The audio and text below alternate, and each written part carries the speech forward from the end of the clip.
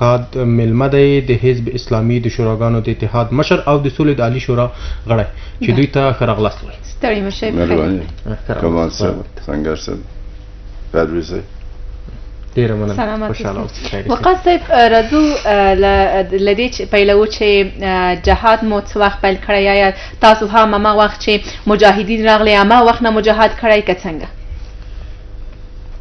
بله بسم الله الرحمن الرحیم. د داود خان په وختو کې د هغه په ماحول کې لکه وروسته چې نتیجه م ولیدله په ملکي او نظامي برخې کې کمونیستي کدرونو ځای نیولی و او څه د هغه په مزاج کې هم تشدد و. د جوانان مسلمان نهضت د 18 نه تر 250 پورې د حزب دموکراتیک خلق سره ډېر زیاتې ډغرې ووهلې او رقابت یې وکول او بلې په بالاخره یې د پوهنتون په صحنه کې هغوی ته ماتې ورکړله. دوی جلب توجه وکوله، حمایت یې ترلاسه کړه. نو موږ هم د دغه نهضت سره وصل وو. زه خپله په 250 کال کې چې داود خان ګذرتا وشو له جدي کې فارغ شوم.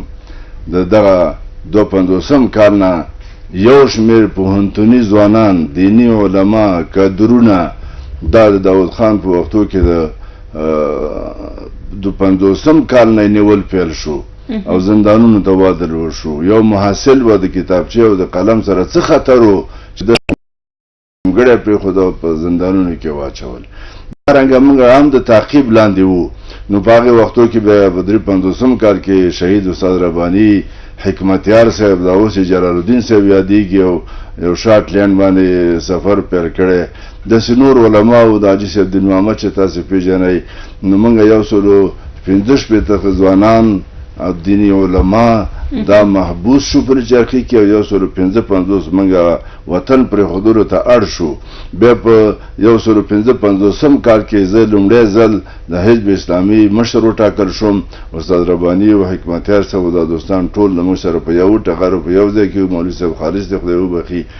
تر څو چې 55 راتلل. بیا استاد رباني په 55 کال کې مستقل فعالیت شروع کړ چې هغې سره موږ موافقه درلودله. جمعیت اسلامي په نوم ته اعتراض هم نه دی کړی. 55 کال چې راغی نو په دغه ساحه کې صرف حزب اسلامي او جمعیت اسلامي حضور درلودلو.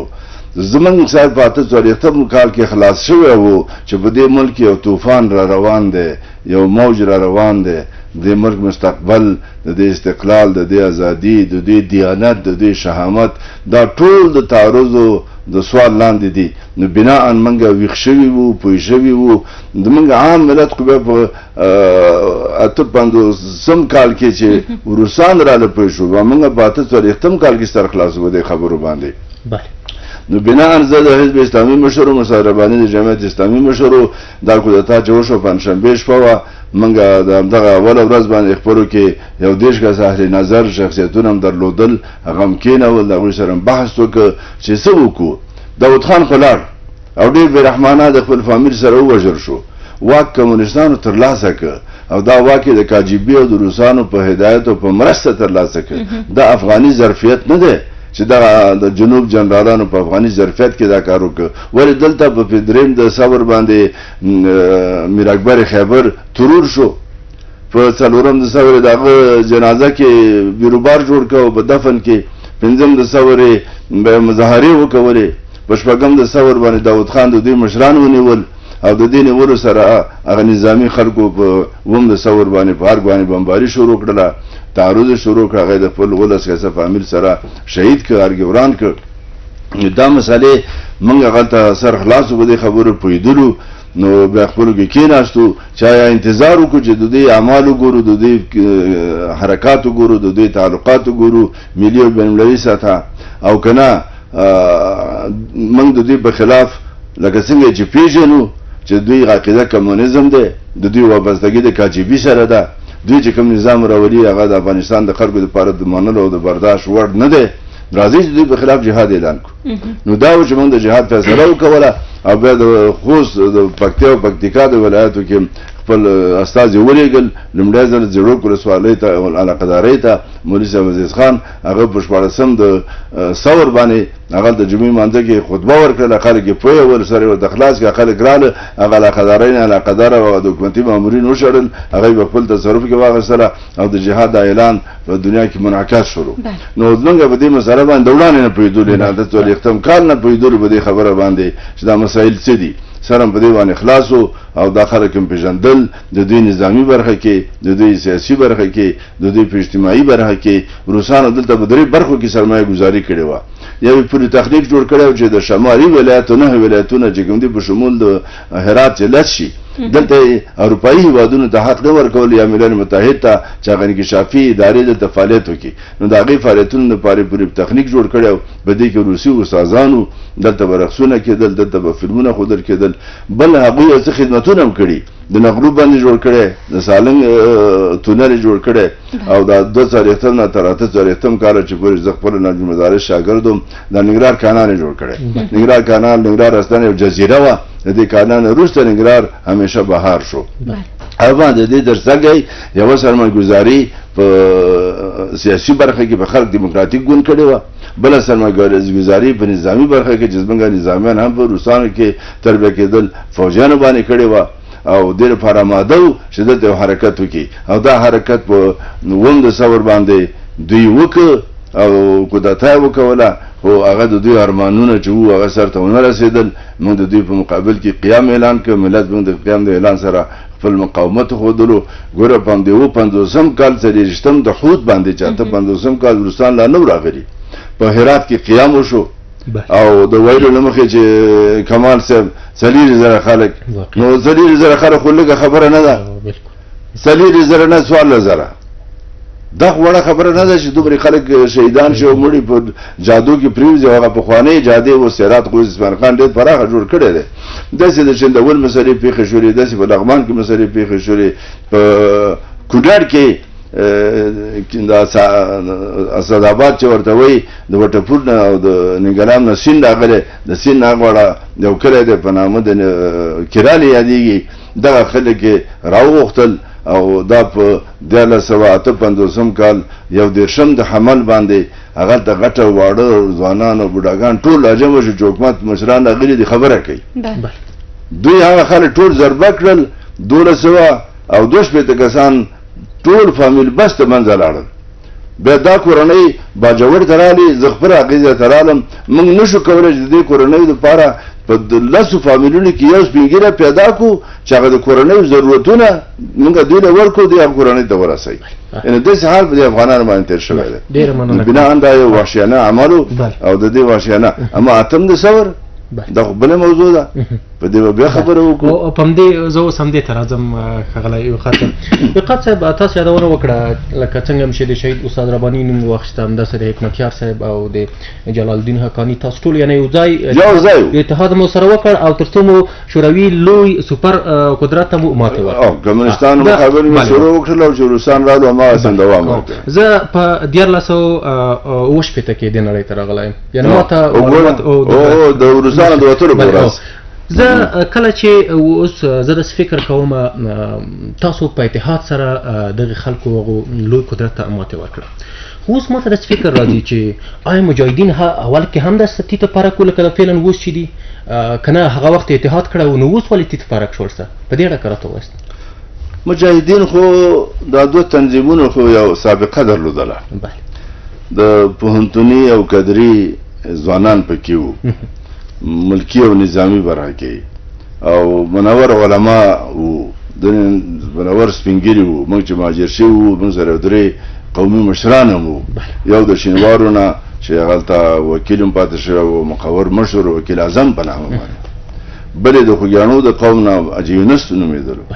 بلې د مومندو د قوم نه فردوس خان نومېده چې اوس د فریدون خان زوی دی چې وکیل دی او ډېر مخکې تللی دی دا درې قومي مشران هم د موږ سره په دغه 53 کال او 54 کال په دې ګامونو کې هلته وو نو موږ سره یو شمېر فامیلونه هم وو چې د پکتیا نه راغلي وو د منګلو نه راغلي وو د کونړ نه راغلي وو یو شمېر د ننګرهار نه راغلي وو خو زموږ هغه وختو کې چې دا انقلاب شروع شوی نو زموږ ته شناخت او تعارف نه و دنیا سره رابطه نه وه، عادي ژوند هم کولو، خپل لباس هم خپله مینځلو، په یوه ویلې کې به چې 10 کسو ګنجایش و 20 کسه به اوسېدلو، ټول به پابند د صوم و صلات و تهجد به وو، ډېر منور، ډېر پاک، ډېر متقي، ډېر سپېڅلي خلک وو، ډېر سپېڅلي خلک وو. هغه چې بندیان شو ډېر سپېڅلي وو، او هغه چې مهاجر شوي د داود خان د لاسه هغه هم ډېر سپېڅلي خلک وو. پېښه دا شوه چې 58 مقرره راځي قوت خو جهاد چې واغستو په 58 کې واغست. تر 58 کاله پورې چې 12 میاشتې ترکیه پاتې شو برای نام، نو دوی په منځ کې اختلافات راغله. ببرک د صحنې نه ووتلو او حفیظ الامین ترکیه منځ کې جنجالونه وو، تر څو چې حفیظ الامین ترکیه په مرموز شکل وواژه او هغه سره معلوم نشو چې مړی څه شو، څنګه مړ شو. واقع حفیظ الامین په لاس کې واغست. دغه غرب دیموکراتیک کادرونو په حفیظ الامین باندې د غربي اطلاقات کول او ګمان کولو، نو تر څو چې په اتم د ثور باندې 1958 کال شپږم د جدي روسان د ملک ته داخل شو. ببرک په تاجکستان کې بیانیه ورکړله،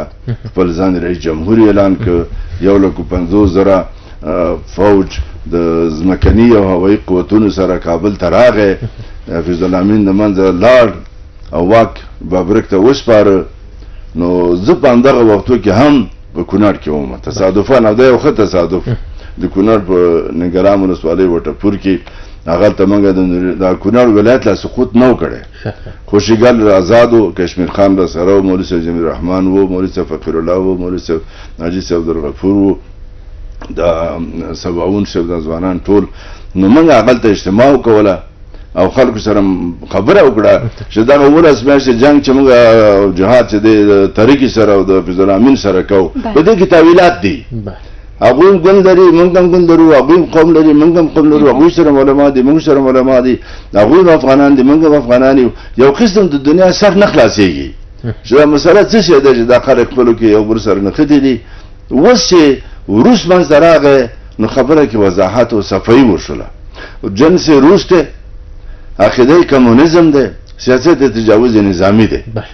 موږ ملک اشغال کړ. نو اوس چې موږ د ناټو ځان ته حق نه ورکوي، پینټاګون نه ورکوي چې د روس په مقابل کې حتی یو څو کلمې اظهار کړي،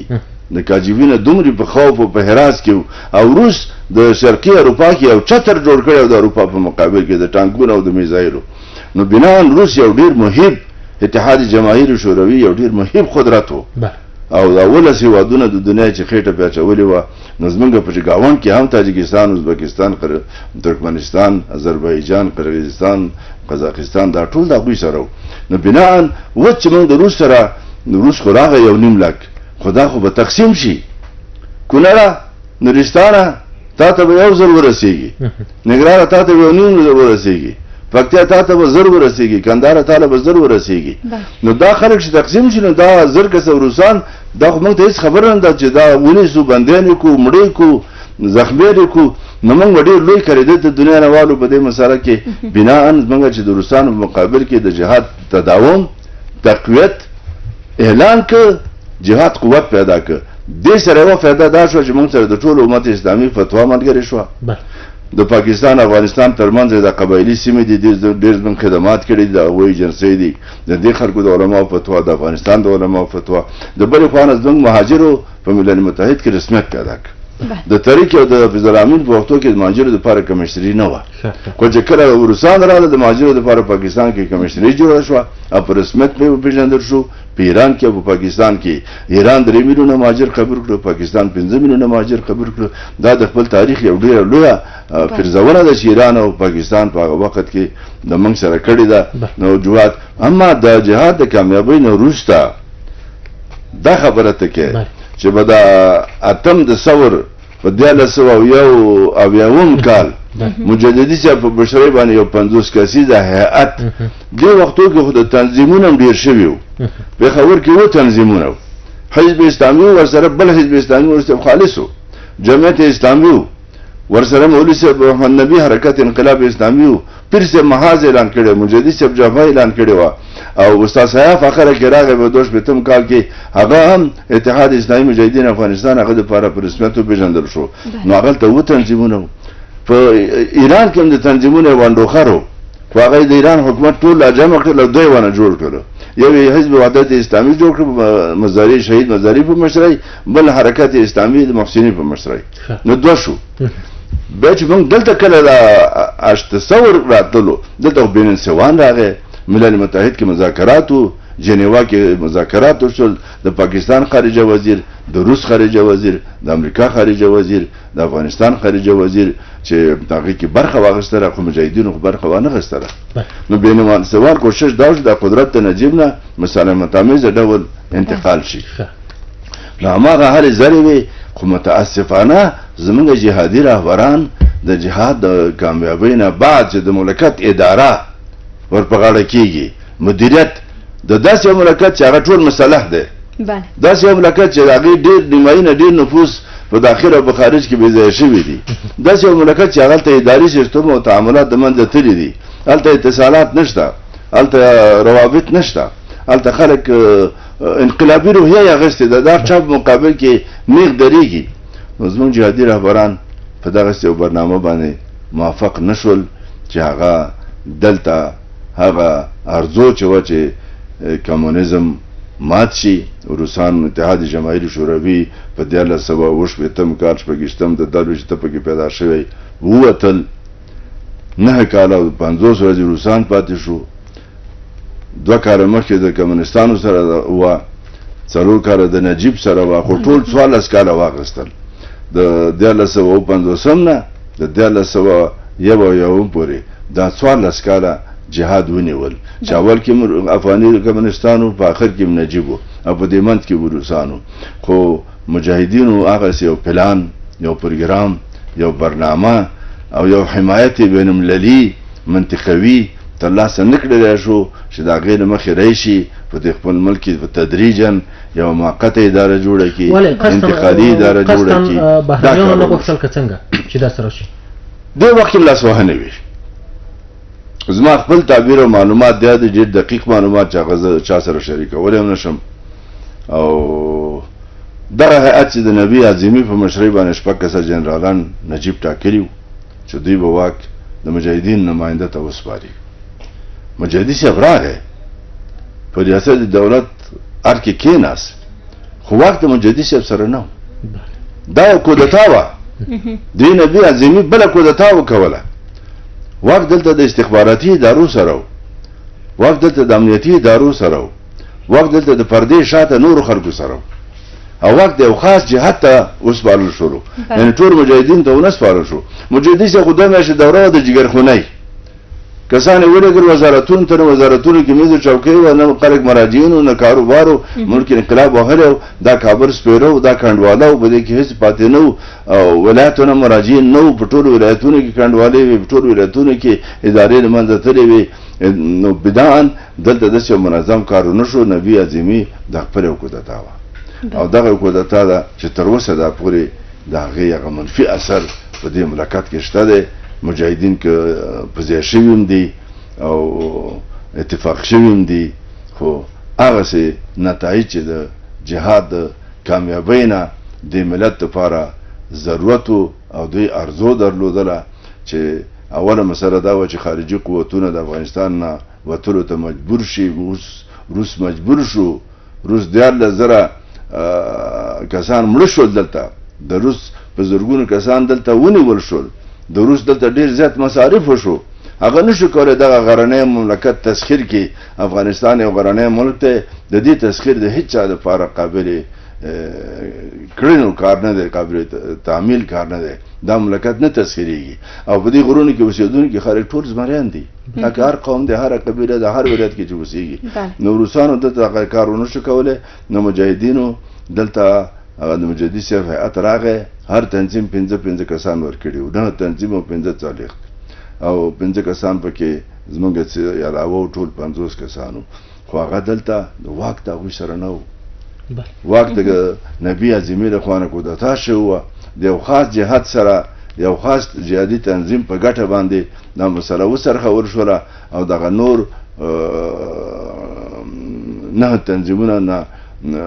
6 تنظیمونه د جهادي جریان د نتایجو نه بیرون پاتې شول نو بنا دا یو ناخواله وه دې ناخوالې په دې مملکت کې ډېرې ناخوالې په میراث باندې پرېښې دي خو اوس موږ وایو چې په حال کې د مستقبل دپاره ښه سوچ پکار دی ښه تصمیم نیول پکار دی او هغه ناخواله چې ماضي کې تېرې شوي هغه باید موږ جبیره کړو. بله وقاص صاحب زه غواړم دوه مسلو ته اشاره وکړم. یو دا چې د میرمنو یا د ښځو ونډه په جهاد کې څنګه وه دا یوه مسله او بل دا چې لکه څنګه چې دا ټولو ته جوته ده چې په تش لاس باندې جهاد نه کیږي چې ته تش لاس اوسېږي او د دښمنانو مقابل ته ووځېږي دا چې مجاهدینو یا افغانانو وشو کولی چې د هغه وخته ابرقدرت یا ستر قدرت ته ماتې ورکړي د دې هغه عمده علتونه په څه کې وو او دغه وسلې چې دوی ته راتللې دغه وسلې له کومه شوې؟ مجاهدینو په پیل کې په خپل دستاشته وسایلو شروع کړي. افغانستان کې پخوانه وسلې وې. بله تاسو ته به دې خبرې قبول ونه شي چې په لوګر کې به ښځو په بړستنو پټرول واچول بیا به د ټانک په مخ باندې بړستن ور واچول هغه له به تیلیا ورته نو ټانک به ور واغستله هغه مخه به بنده شوله. مجاهدینو به په داسې غټو ده په اوس د پسې بوتلونه پلاستیکي دي پخوا شیشهیي په دې کې به صابون میده کړ په هغې کې به پټرول واچول بره به یو پالته ورته راوویستله او بیا دې پالتې ته به ورته که په دغه بوتل به چې ټانک وویشتلو دا صابون په هغه چسب کېدلو بیا به هغه ور واغستلو. په ډېرو قسمونو باندې دا شروع په دستاشته وسایلو شوې ده شروع په خپلو جذباتو شوې ده اما وسایل که بیا ورکول شوي دي په دې کې شک نشته دی چې بیا وسلې موږ ته راکول شوي خو هغه د روسانو سره د مقاومت د ښودلو نه بعد د ترکي او د حفیظ الامین په دورو کې د موږ سره کوم منطقي نړیوالو کومک نه دی کړی هغه هماغه وسایلو چې موږ به ولسوالۍ نیولې وسلې به لاسته راتلې ولسوالۍ کې به څو کسه عسکر ناست وو پژمرده په هغې باندې مجاهدینو د هیبت سره یو حمله وروستله ولسوالۍ به ځنې واغېستله یو مولوي احمد په ولایت ننګرهار کې په یوه شپه کې هغې به ورته وکړي چبلیار علاقهداري وه چبلیار علاقهداري مو وهله بیا 2 ساعته مزل د مخکې د رودات ولسوالي د هغه یې مو وهله بیا دې رودات ولسوالي نه مخکې تېر شو کوټ دره د بخوا ولسوالي نه وه دا چین ولسوالي مو وهلې وه په یوه شپه کې مولوي احمد نو هغې نه ته پوهېږې څومره وسلې منځته راځي موږ یو بل ضابطو په کامه کې منګل په نامه د چپلیارو احمد هجرت د نګرهار د دورنټې هلته اوس دا کم ته د په نوم جوړ دی یو ډېر خاص سړی و کورنۍ را معزز خلک دي هغه قومندانو په کامه کې دغه منګل قومندان د هغه سره ملګری شو د کامې ټانګونه وسلې د وسپارلې د دې ځینې حرکاتو کې په ټانګونو کې ګوشتې ولسوالي مو وهله د هغې ځینې حرکاتو کې مخې ته لاړه لالپورې ولسوالي مو وهله په یوه شپه کې نو دغسې د همکارۍ د مجاهدینو سره د داخل د حکومت کوم کسان چې کمونستان نه و زړه یې نه غوښتل د هغې خلکو حکومت کې بغاوتونه و هورا چغې وې رسوا جریانونه و نو دا وسلې مجاهدینو ته چې دا دوه نمونې ما تاسو ته ویلې داسې په ډېرو ولایتونو کې دا کارونه شوي په ډېرو ولایتونو کې اسماعیل خان چې هلته قیام وکړ خو اسماعیل خان هغه قطعه راویستله اسماعیل خان دغه د زرګونې وسلې خلکو ته تسلیم کړلې اسماعیل خان خو یو عادي حرکت نه و کړی او قابل قدر سړی دی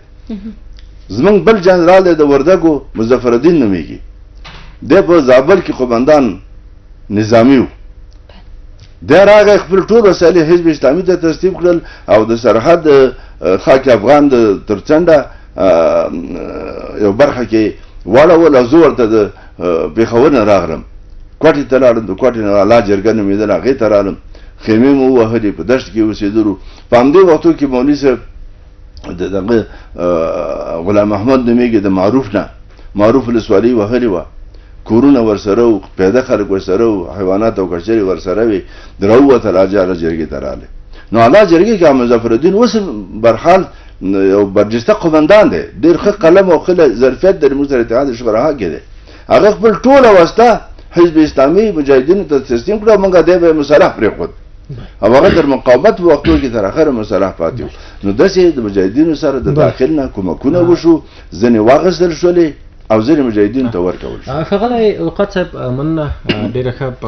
مو تشریح کړله دا شنونکي داسې وایي اوس مهال چې مونږ رسنۍ ګورو، ټلویزیونونه ګورو، مثال چاپي رسنۍ ګورو، همداسې غږیزې، دوی داسې وایي چې مجاهدینو د واک په سر، یعنې د قدرت په سر کابل وران کړ، بې ګناه خلک یې شهیدان کړل، او هماغه د دوی ښه مدیریت نه و چې اوس مهال هم زموږ هېوادوال په لمبو کې سوځي. تاسو دا خبره منئ؟ نه. مهرباني دلیل راکړه. زور کمال زما واوره 2 میاشتې لپاره مجاهدي صاحب و، دا لیکنه استاد صاحب یو جهادي عالم هم دی او جهادي رهبر دی، موږ استاد دی، هغه کړې وه. 2 میاشتې مجاهدي صاحب بیا لیکلي 4 میاشتې استاد رباني رئیس دولت لیکلي وزارت دفاع جمعیت اسلامي، وزارت دفاع اتحاد